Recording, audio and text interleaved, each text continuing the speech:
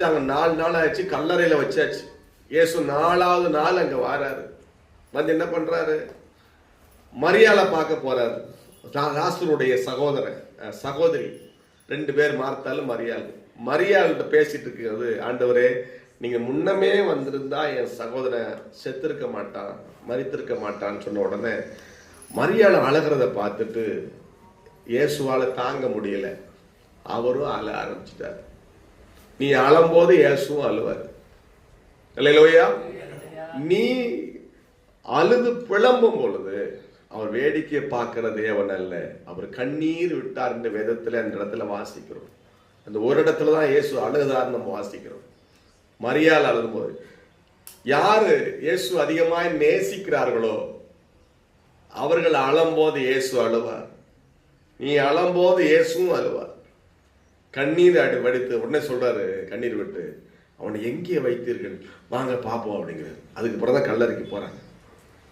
வைத்த இடத்தை காட்டுங்க. அங்க போன உடனே 4 நாள் ஆயிடுச்சே, இப்ப அந்த கல்லை புரட்டுங்கிறார். அப்ப சொல்றாங்க, இது நாரும் ஆண்டவரே, 4 நாள் ஆச்சு, நாத்து எடுக்கும், ஒரு வாசம் வந்துடும், வேண்டாங்க.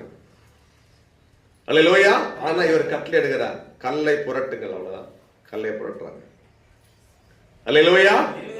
நம்முடைய சிந்தையெல்லாம் வேற, மனுஷ நம்ம அறிவியலை யூஸ் பண்ணி, அல்லேலூயா, ஆமா, நம்ம ஞானிகள் என்று காட்டுறதுக்கு முற்படுவோம். 4 நாள் ஆயிடுச்சு, நாருமே தெரியும் தான், இயேசுக்கு தெரியாதா? அல்லேலூயா. ஆமா, கர்த்தருக்கு ஸ்தோத்திரம். உங்க அறிவெல்லாம் தூக்கி ஓரமா வைங்க. அல்லேலூயா, கர்த்தருக்கு ஸ்தோத்திரம். அறிவெல்லாம் தூக்கி ஓரமா வைங்க. விசுவாசத்துக்குள்ள வாங்க. முதலாவது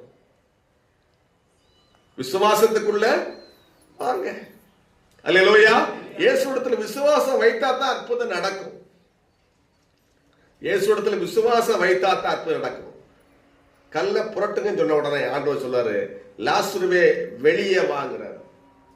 மரித்து போனவன் உயிரோட எழுந்து வாரான். கை வைத்து ஆமென் சொல்லுங்க. உங்களுடைய வாழ்க்கையில் என்னென்ன காரியங்கள் மரித்து போய் கிடக்கிறதோ, இயேசுவிடத்தில் விசுவாசம் வைக்கும் போது தேவன் அதை உயிரோடு கொண்டு வருவார். அல்லேலூயா. எது எது முடியாது என்று நினைக்கிற சிந்தையில உனக்கு தோணுகிறதோ அது இயேசுவிடத்தில் கொண்டு வா. 40 வயசு ஆயிடுச்சு, இனிமே எனக்கு குழந்தை பாக்கியம் கிடைக்குமா அப்படி நினைக்காத. இயேசுவிடத்துல விசுவாசம் வை, கர்த்தர் அற்புதமாக குழந்தை பாக்கியத்தை உனக்கு கொடுப்பார். அல்லேலூயா. கர்த்தருக்கு ஸ்தோத்திரம். அல்லேலூயா. என்னால வீட்டை கட்ட முடியுமா நினைக்காத, இயேசுவிடத்துல விசுவாசம் வை. என்னால கட்ட முடியாதுதான், ஆனா இயேசு கிறிஸ்து என்னை கட்டி கொடுப்பார்னு சொல்லு. கை வைத்தாமே.